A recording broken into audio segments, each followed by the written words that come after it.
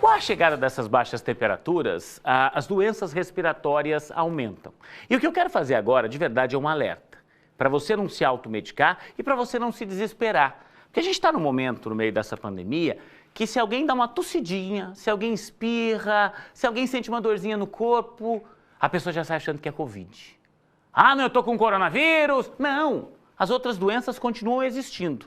Eu quero te mostrar uma reportagem que fala disso, de viroses, de tantas doenças que vêm junto com o frio. E na sequência a gente vai falar com o médico para tirar suas dúvidas, tá? Repito, a nossa ideia é evitar que você se automedique. Lógico que você vai continuar procurando um profissional, vai continuar buscando atendimento se for necessário, mas também não dá para se desesperar com tudo, né? Enche a tela. Tosse, coriza e febre. Esses são alguns dos sintomas da Covid-19, mas nem tudo o que parece ser realmente é. Existem outras doenças com as mesmas reações. Mas como identificar isso? A gente sabe que no nosso dia a dia a gente tem muitos vírus que a gente acaba enfrentando e às vezes uma gripe, um simples resfriado, uma síndrome gripal precisa ser verificada qual agente antialógico. Dor no corpo, febre, dor de cabeça foram os sinais que o organismo da Isabel emitiu. Os sintomas me confundiram muito, porque foram assim muito semelhantes aos descritos por quem tem Covid. Enquanto você estava pensando que estava com Covid, que tipo de medicação você tomou?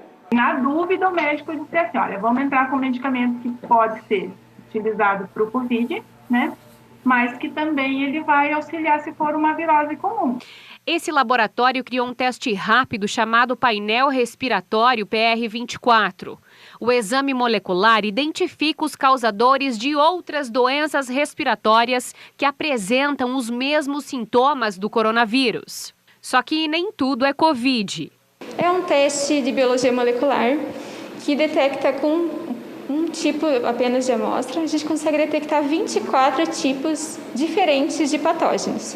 Inclusive, outros vírus da família corona, o rinovírus, que causa muito resfriado em criança, os outros tipos de gripe, por exemplo, H1N1. A análise da amostra fica pronta em poucas horas. O resultado sai num laudo que identifica de uma única vez até 24 tipos de vírus e bactérias que causam doenças respiratórias. São estes pontos que mostram o que o paciente realmente tem. A tecnologia permite que o médico encontre no laudo um direcionamento quanto ao tipo de medicamento adequado ao paciente. O remédio que trata um determinado vírus ou bactéria nem sempre ajuda a curar outros problemas. No caso da Isabel, deu certo, mas sempre procure um médico antes de tomar qualquer decisão.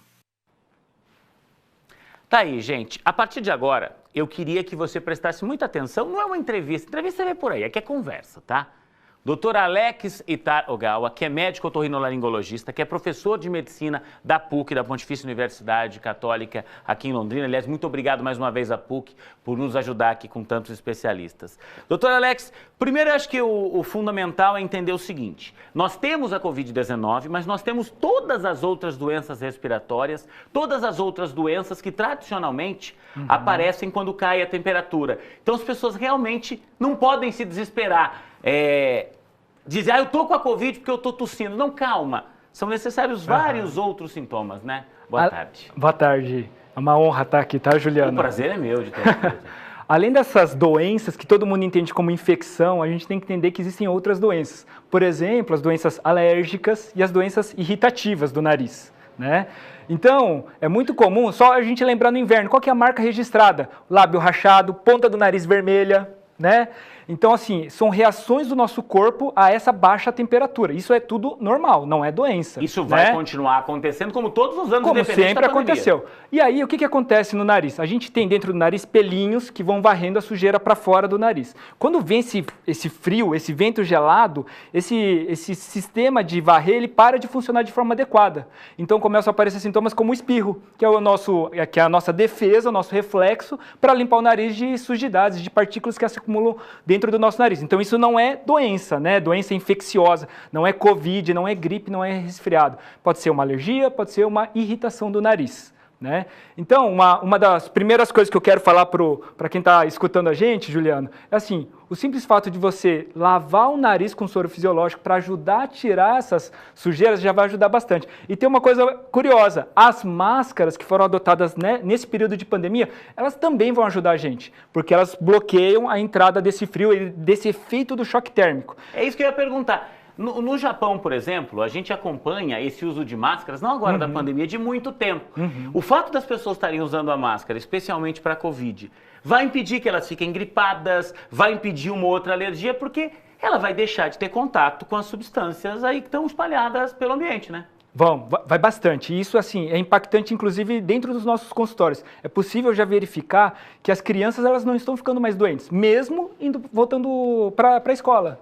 Porque agora as escolas tomaram todos os cuidados, usar máscara, o distanciamento entre as carteiras, né, troca de máscara, que é importante. Higienização, né, das mãos. Higienização das mãos.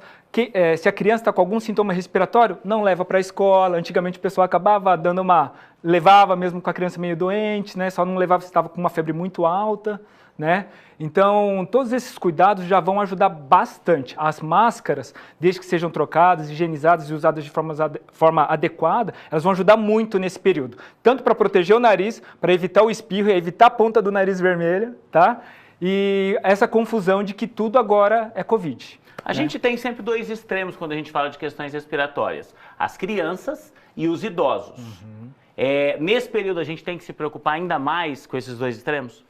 A gente tem que se preocupar, mas assim, as coisas são, a preocupação é um pouco distinta. A grande questão é que o idoso, o adulto, jovem e a criança, todos estão expostos ao mesmo vírus, às mesmas bactérias, ao mesmo coronavírus. Só que as respostas são diferentes.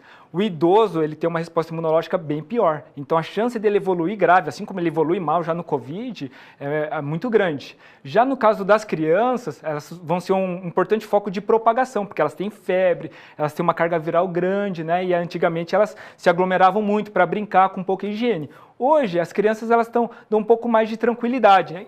Incluindo outros vírus, né? Não só de Covid, né?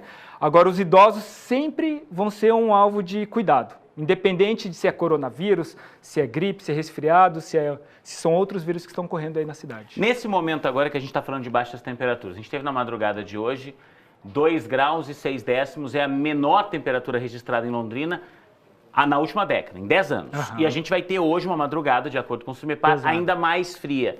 Que tipo de cuidado você orienta para a gente fechar esse bate-papo aqui, que as pessoas tenham hoje, ao longo da tarde, porque a temperatura começa a cair, hoje à noite, amanhã quem vai trabalhar muito cedo, o que é que a pessoa tem que fazer para fazer show para gripe, para esses problemas respiratórios?